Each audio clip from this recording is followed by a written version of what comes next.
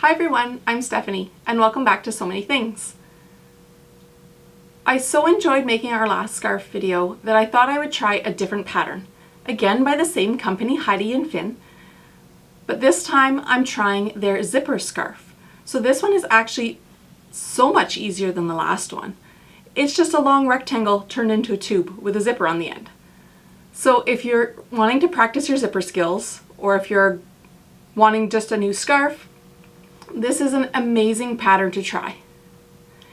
There are very minimal steps and they're all super simple. The fabric selection with this scarf again is pretty much endless. There is a recommendation that if you use a fabric that has a little bit of stretch to it, that you add a strip of interfacing along the edge where you're going to attach the zipper, just so that it doesn't make that a weak point. But other than that, you can use just about anything. You can even make it reversible by adding a different fabric on the back than on the front. I've also chosen for my children, because the fabric selection here in town is not so great, I actually went to the clearance section at our local big box store and was able to pick up some scarves in the ladies section that I sized down for the kids and made into these. So they're endless possibilities as far as you can use new fabrics or you can upcycle fabrics. Since buffalo plaid is the rage right now, that's what I've chosen for this scarf. It's a very pretty flannel in a black buffalo plaid that I've gotten at my local quilt store. I'll have some links below for some great online fabric retailers, or check out your local fabric store. Now, let's get sewing. I've gone ahead and ironed my flannel just to make sure that I've got all the creases out from when I washed it. And then I folded it in half. Now I wasn't able to find a wider flannel here locally in town, so all I did was buy extra length, and then I'm going to fold it so that the cut edges are matching, so that I have the extra width to work with. Once I've done that, I've gone ahead as well and pre-cut my pattern to the size that I want. So right now I'm working with an adult size, and then I've laid it down on my fabric, making sure that the side that says cut on fold is on my fold, and then the rest is hanging up. So I'm just going to weight it down so that it doesn't slip and slide.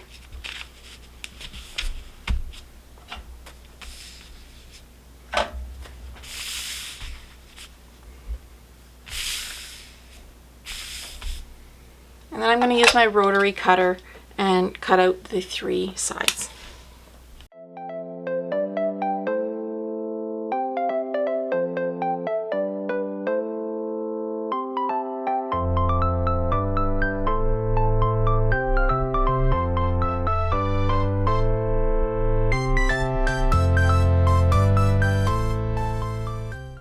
Once you're done cutting your 2 pieces, you can set your pattern piece aside, as you are now done with that pattern. I'm going to fold mine up.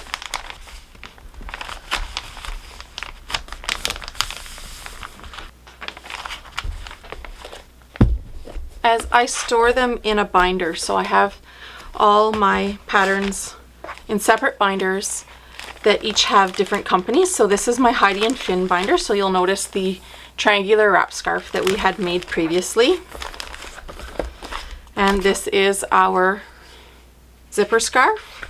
And in the back, I'll just have a clear page protector, and I'll just slide my pattern in there.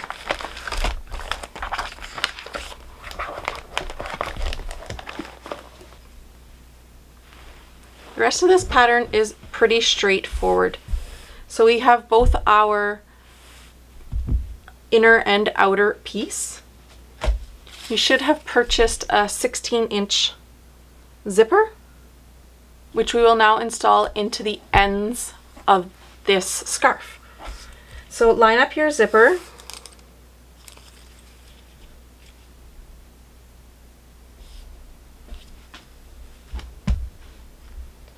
Along the edge of the fabric.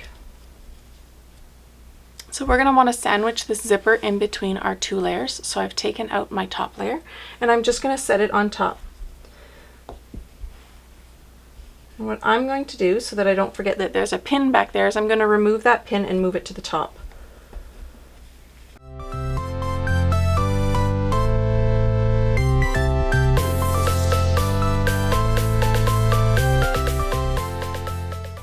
You're then going to want to take this to your sewing machine and with your zipper foot, head up this seam and get that sewn in.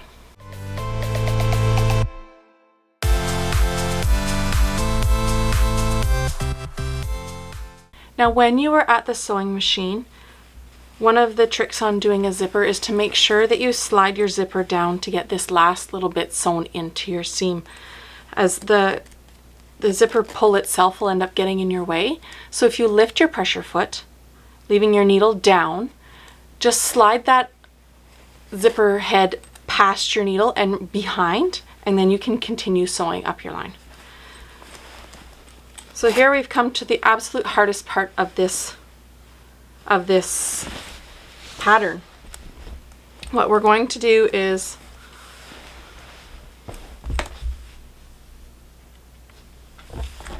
we're going to open up our scarf and fold it so that our zipper is exposed. The hardest part here is going to be folding it so that we have sewn both sides the proper way onto this other side of the zipper.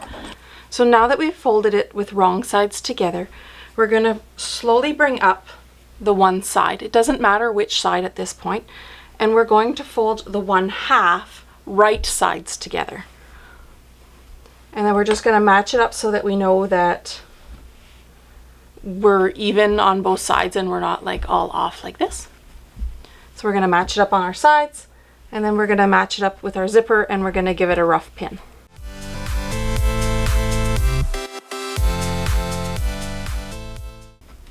Then what we're going to do is we're going to flip it over so that now the other side of our zipper is exposed. And same as on the front side, we're just going to bring up that last long piece and we're going to match it right sides together with this side, pinning it in place.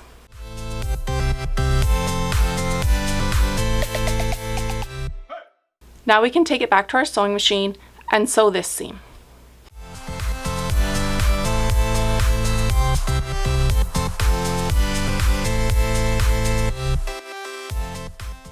We're going to go ahead and take out these pins.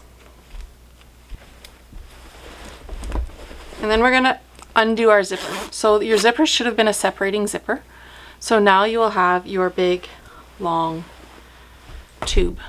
So we've almost reached the end of this pattern. What you're going to want to do is turn it inside out again and lay it flat. Now you might be a little bit off because sometimes your fabric unfortunately does slide when you're installing a zipper. Just take that into consideration when you're doing your final seam. So our final step on this would be to pin our 2 open edges, so our top and our bottom long edges. So just give them a rough pin to make sure that they don't slide again under your sewing machine. So just give them a quick pin, lining up your edges as you go, as closely as you can. As you can always make small alterations when you're sewing.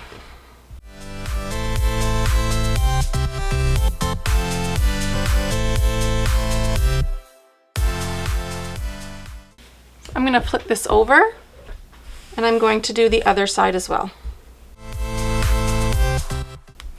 Now on one of these sides you're going to have to decide which one it's going to be, not that it really matters. You're going to have to leave a little hole for turning. So I'm going to leave it here in the middle, and I'm just going to mark it by doing a double needle pin. That way that's my hint that I need to stop here and start back here.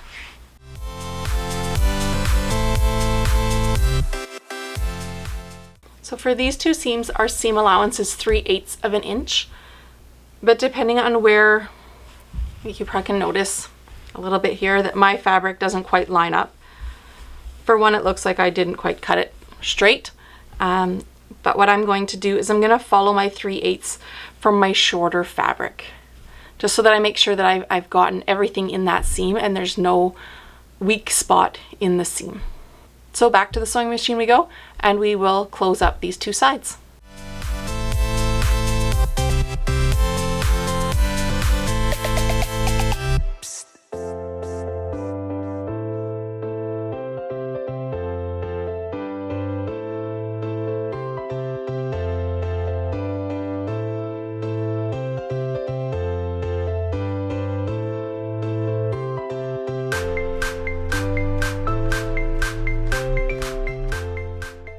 So at this point, you're pretty much done. You're going to locate your hole and turn it inside out. So this pattern doesn't call for any top stitching. And I think for the look that you want to achieve, I wouldn't top stitch it at all. That way your seams will be a little bit flared out and you'll have more of that fluffy feeling.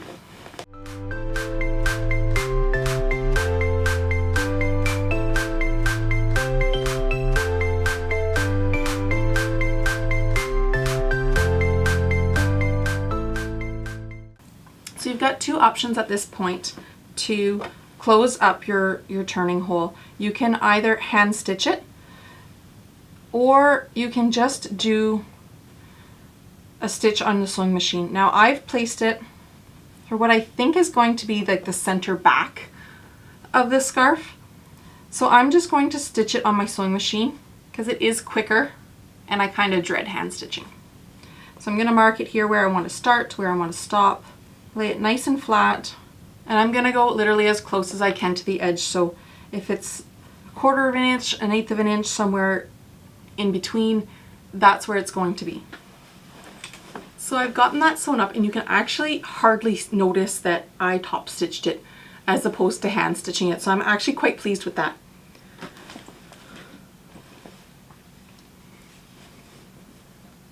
So go ahead and do up your zipper, and your scarf's complete.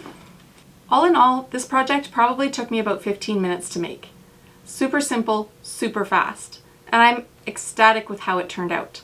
If you've given this project a try, please post your pictures below in the comments. I'd love to see them. Or if you'd like to purchase the one that I've made today, please head over to my Facebook page, where you will find a folder with all the items that are currently available.